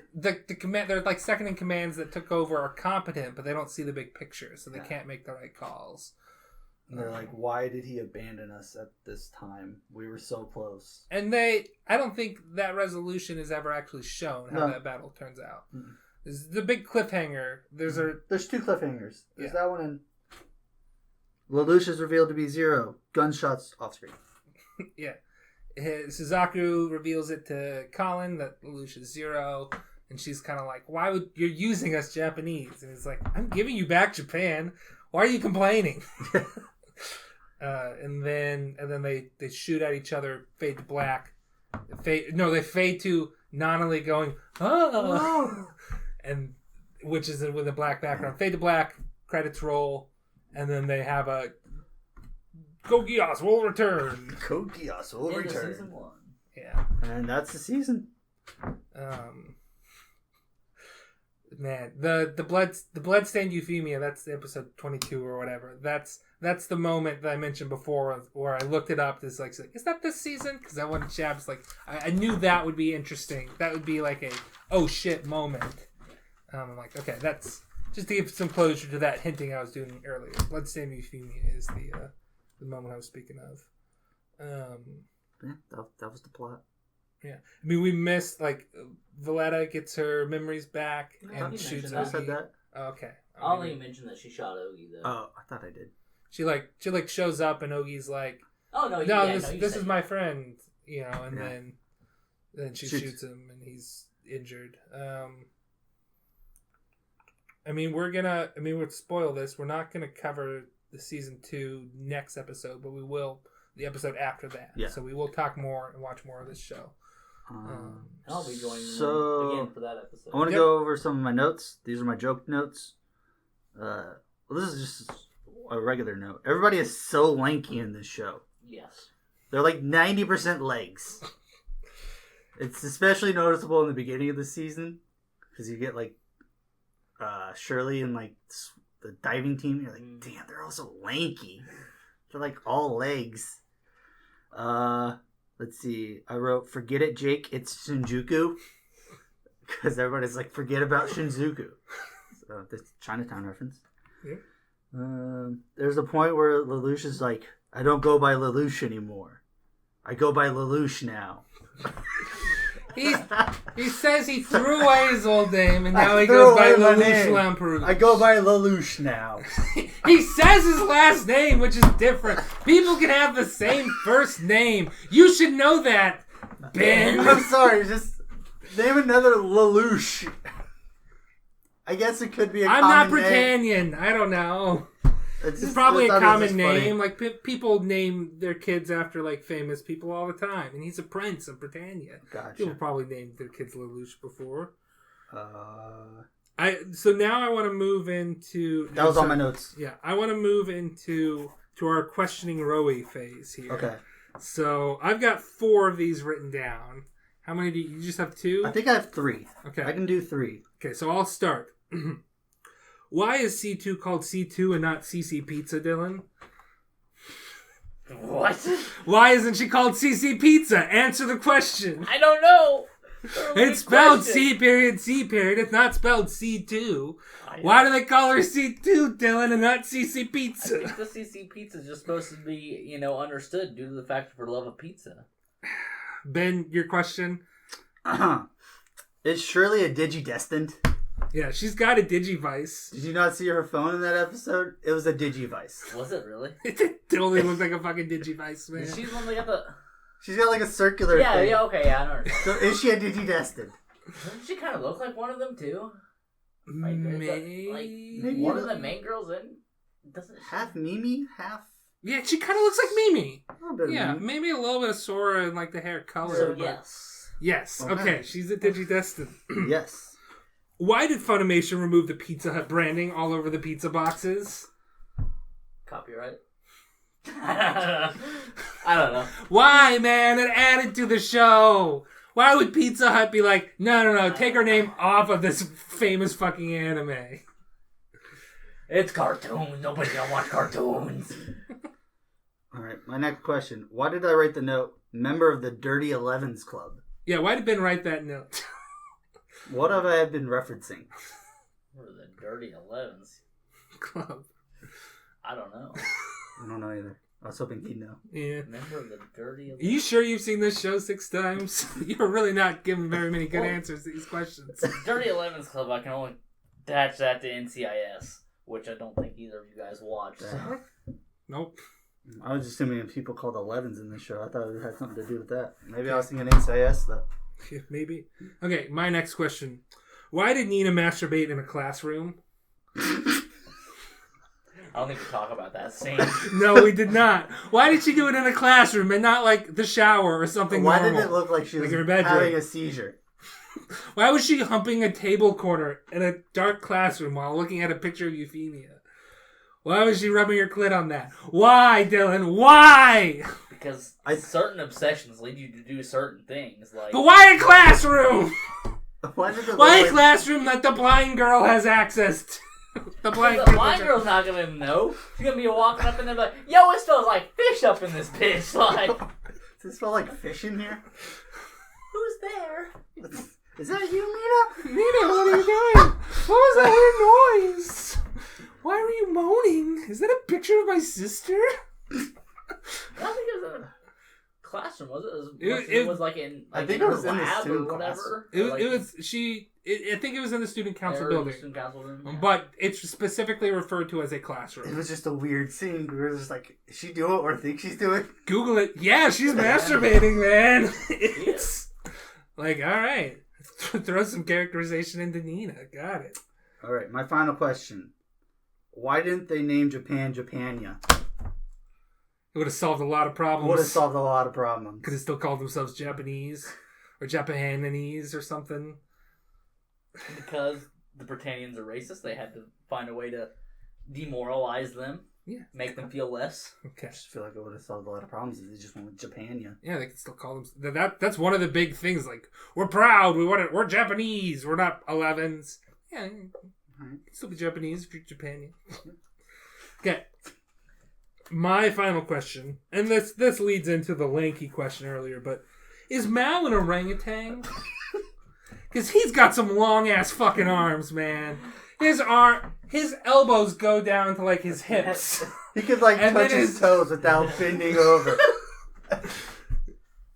I mean, how did he get that bomb up there? You'd almost think he'd have to have Some sort of dexterous monkey exactly. skills. Like, or he could just reach that high. yeah, just throw it up there, you know? It's so noticeable. His arms are so goddamn long. I thought I was looking at a picture of my sister for a second. I'm assuming And that's your a sister joke has that long arms? my sister prides herself in having a wingspan longer than her height. Which she doesn't look like an orangutan. I don't want to say mean things, but it's just something that came to mind. I'm like, my sister's got really long arms. I saw your sister the other day. Yeah, I mean, her son and your daughter are in the same grade. So. Oh, it's a completely unrelated thing. I was driving towards Egypt and she was, coming off that road that she lives on. Okay. So. Yeah, I mean, she does live out that way. Exactly. So. She probably didn't realize it was you in the she truck. Did. She waved? And Okay. smiled, yeah. Cool. Okay, that was my final question. We just had a bunch of these weird ass questions we wanted to just throw at you, get mad at you when you couldn't answer them. Okay, so moving on A to question for you: what is C2's real name? C2's real name is Yuki something. Oh, it's something. It has to do with It translates to Snow White in Yeah, Japanese. correct. So Yuki something. Yeah, I can't remember I just remember Yuki just because I had to deal with Snow White. There was they hint at it with what color is snow? Yeah, why is Snow White? Yeah, why is Snow Forgotten White who it or once something was, like or forgotten what color it was. It was also Yeah. one of my favorite quotes of all time. Yeah, they never explicitly say her name on the show. I mean, she says her name in her sleep, but it's censored out by a raindrop or a drop from a cave into a pool of water or whatnot. So every time it's said, but Lelouch definitely heard it and said it at another point. Again, was censored out by. But I Googled it at that point, and it's like, oh yeah, okay. And I knew Yuki meant snow because at the end of the Haruhi movie, where Kyon goes, Yuki means snow, right? And it's snowing on her. And it's like, yeah. And then the other thing was I think I knew it was white, or I saw it. I'm like, yeah, that's a word for white. Like, Yeah. Anyways, this might be one of our longest episodes. We're at an hour and a half. Whoops. we still got some segments to do. Yeah. Let's move on here. Do you want to do Best Girl or All Aboard? Let's do All Aboard. Okay, the other All Aboard, we put mostly like ship sounds normally because we're talking about various ships. Yeah. But for when we covered Rail Wars, I was thinking about Rail Wars and you say All Aboard. So. we just said two. We switched it with the train. Yeah, we switched it out with the train in that episode. So All Aboard first. What are some good ships in this show? Dylan, you mentioned before the episode C2 Pizza. It's a good ship. It's a very good ship. Hands down. Cheese Coon, C2 and Cheese Coon, the Pizza Hut octopus cheese mascot. I like Cheese Coon. He's cool. Obviously, it's Avalon. It's the only ship in the show. Yeah, there's they got a submarine at one point. That's true. No, I mean seriously, there's what, three ships with Lelouch, which is Lelouch and C2, Lelouch and Shirley, and Zero and Colin, sort of. Maybe. I think Colin has like a thing for Zero, but I mean, there's probably some she people. Hates Lelouch. She doesn't know Lelouch very well, but she hates Britannians and knows that he's like a rich Britannian person. Yeah. She doesn't really have much interaction with him. There's people who ship. There's that one scene that they're on the park bench and the same as he's like guy, and he's all like, Japanese put themselves in this situation, they should just follow. Oh, that's right. Take the beatings they're given, etc., etc. And she gets it's like you don't want to. He was basically making the point that you'll only make this worse by interfering. Yeah. Because because if he fights back or whatnot, he's not going to be able to sell in this area. Like he's got to take his lumps because of how rotten the system is. Yeah. But ships. I wanted to put a honorable mention on. I like the ship of Ogi and Valletta. I did like that ship a lot. I think it becomes more interesting in season 2 when she kind of still has feelings for him. Spoilers. But has memories still. Yeah. Which you might get a little bit of a hint at in the end there. Yeah, so you still definitely get the hint because she says, I can't believe I fell in love with an 11. Like, yeah. She didn't say she fell out of love. Yeah. But, and she didn't shoot to kill him either. Yeah. And then I wanted to throw an honorable mention out to Lloyd and Rakshata. Because you know that they would get down if they weren't on opposite sides. Heck, even if they were and they had a conference or something. That's a good one. I like that one. I just put the Suzaku and Yuffie. Oh yeah, that one's yes, that's another major one. Yeah. So I feel like that's the best one. I guess I like C2 a lot. I would say my favorite ship is C2 and Lelouch, but I mean, that's all by the strength of C2. Like, yeah. I feel like a better ship would be Lelouch and Lelouch. It's the only Lelouch ship that makes Zero. sense. But I guess you could throw. There's probably a lot of people that ship Lelouch and Suzaku too. Honorable mentions. I do think Ralts and why can't I think of the president's name? Student council president. Oh, I know what you're talking about. What's her name? I don't know. I didn't write it down. Ashford. She was Millie Ashford? Yeah, Millie. Something like that. Something like that. I think it's Millie. And then Ralts, the dude who's always close to Lelouch in school. His name's not Ralts. It's Revel. The blue hair guy? Yeah, the guy that like has the motorcycle and was driving Lelouch in the first episode. It's like Revel or something. I don't know. Something weird. He wasn't in there. No. Ralts is a Pokemon. I know Ralts is a Pokemon. I ship Gardevoir and Ash. That's what I ship. I'm going to ship Lelouch with Hinata from Naruto. and we'll just throw a Curlia in the mix there. Somewhere. So yeah, let's transition. What's the best? What's best girl looking like? I think Dylan and I are firmly in the C2 camp. Yeah, it's fine. I like Yuffie. The problem is that Dylan and I have seen the other half of the show, and Yuffie is dead. The other whole half of the show. She's dead. I do like Yuffie. And I like Cornelia. It's just strangely. I do like Cornelia. I like strong women. That's the theme. That comes up quite a bit. Like, a woman is strong. Yeah, I'm pretty into it. I don't know. Yuffie is kind of like too nice and bland for me but like I get it. I like Yuffie. I don't get me wrong. I still think it's a good ship. You want my honorable mention? Yeah, what's your honorable mention? Amnesia Valletta. Amnesia Valletta. I like Valletta. It's even before Amnesia, before, during, and after. It's a fun character. I know. It's also look this up. She's our age. She's 26 and then 27 in season 2, which I guess is a little bit older than us because this takes place in the distant future of 2017, and we're recording this as of the distant past of July 2021. Yeah, I mean there's I mean I like Shirley too. And she's okay. a little too clingy for me.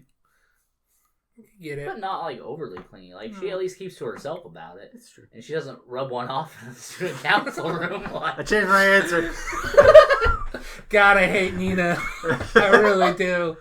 Like again, it's a great scene. It's like, oh shit, she's masturbating. I love that scene, but it made me feel. Love that scene? I mean, it made me feel weird, but I'm like, I love that they put that scene in there. Like, oh shit, they just threw that in there. I didn't think they would. I don't remember this. I didn't think they would put something like this. But I love the fact, like, this is great. I didn't think it was great because, it's a girl masturbating. I'm like, damn, they have balls putting that scene in.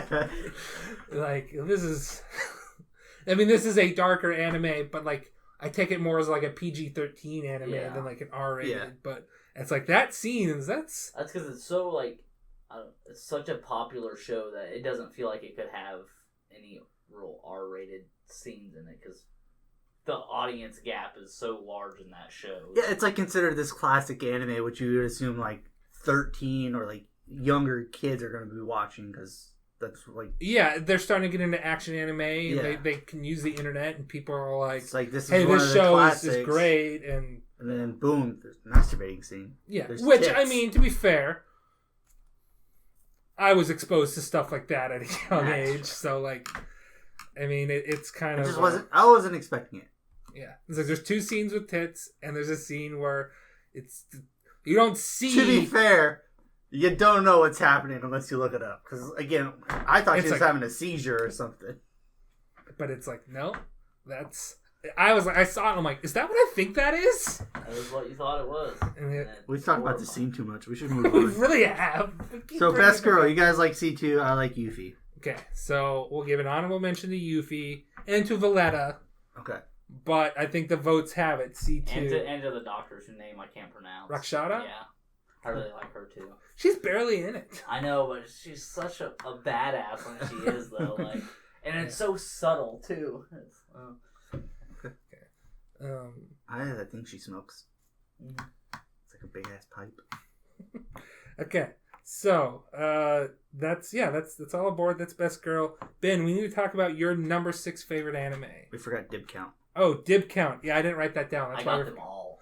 It doesn't count. There was nobody there. You didn't watch claim it. Your dibs.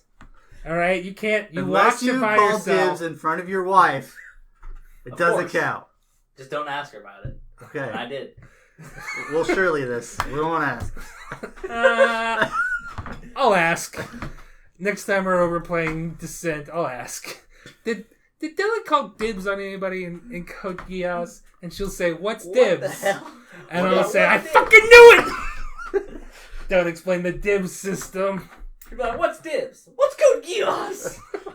That does. She'd be like, "What's Code Geass?" She would ask, "What's Code Geass?" It's just so not important to her. Your wife doesn't know you're a nerd.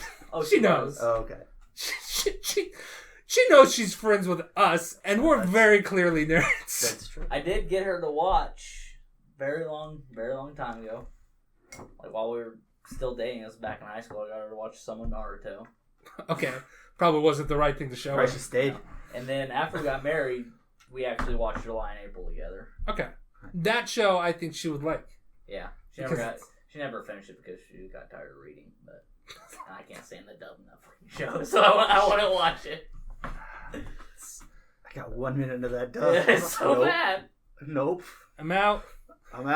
Anyways, dibs count. I have Mina, Cornelia, and Cecile.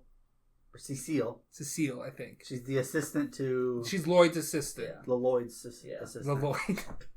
It's two L's. And I might have Valletta. I don't write her down, though. I don't remember. I think I've got Valletta. I think I called dibs on her early on because I knew she was important. I've got dibs on pretty much everybody else. Yeah.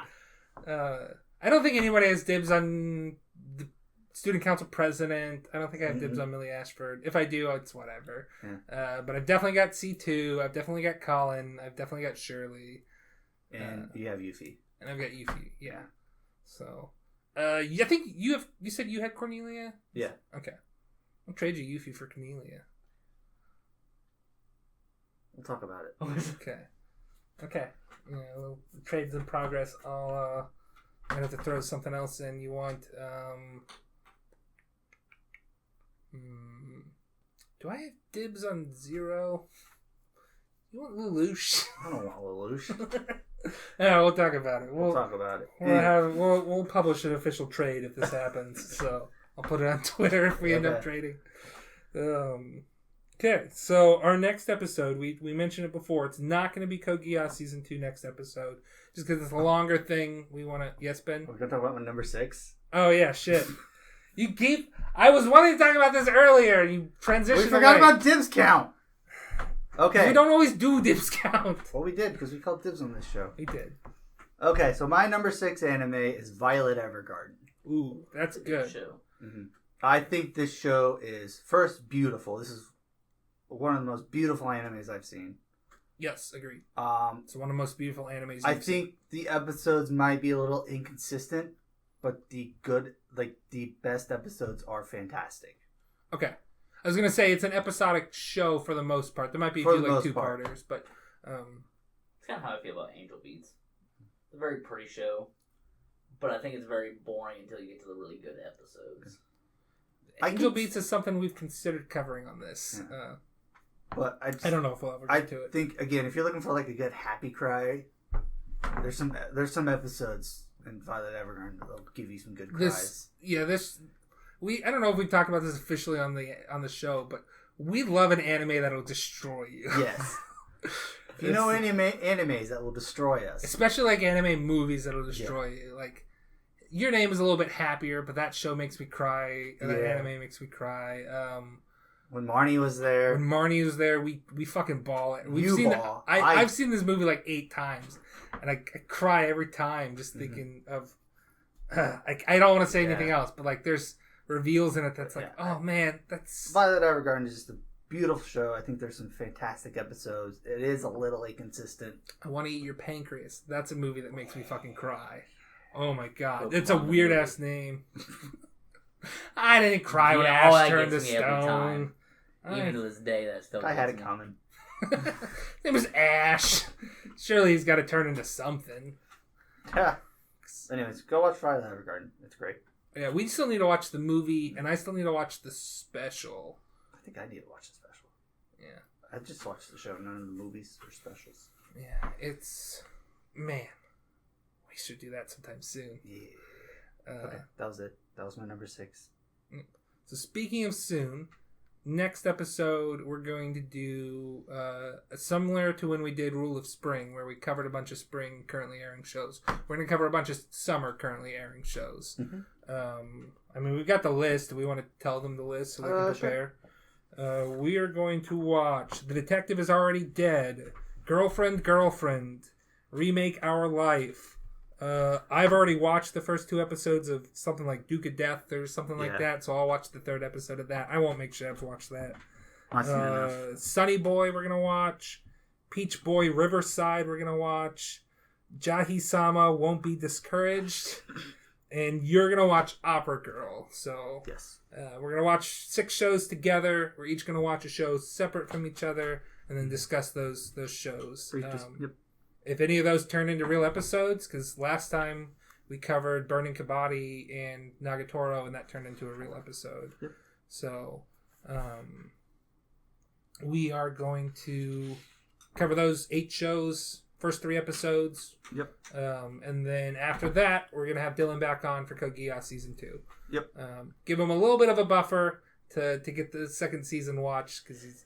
To be fair, I had a month for the first season too, but You had like 6 weeks. Yeah. I still binged it all in a day and a That's half. fine. Yeah. It's fine. It's just, we know, it's like, okay, when is that day and a half going to become free for you? Because you get a full-time job and 3 kids, and your daughter had like a dance recital tonight that we had to wait for you to get back from and get them to bed and stuff. So, to record.